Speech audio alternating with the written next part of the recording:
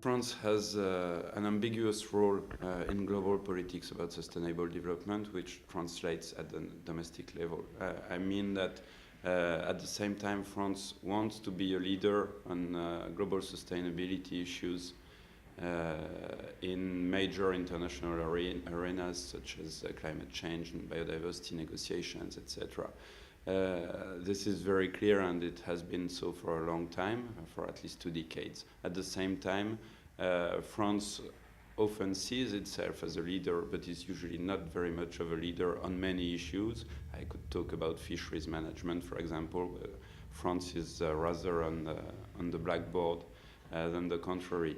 So, and this is because of domestic politics. So there is actually a great influence of domestic politics on the international arena, but not the way French governments generally would like to see it happen. There's more of a contradiction than a synergy between the two.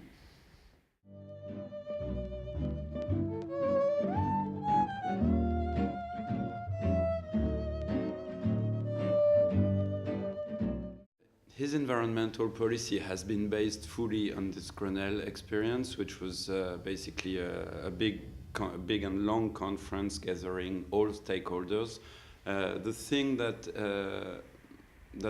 is worth noticing is that he was elected without having a program for environment. He had a program on many issues, economics, social, etc. But he had nothing on environment, nothing to offer except for creating this platform, multi-stakeholder dialogue, and a new type of governance. Which, I mean, we can have various opinions about this, but the thing is, it didn't really then translate into many concrete measures. It translated into many new laws and decrees, but concretely in terms of changing the way the environment is managed in France, the results are now assessed to be quite poor. At the same time, most of, especially NGOs, environmental NGOs, recognize the benefit of having this new type of governance.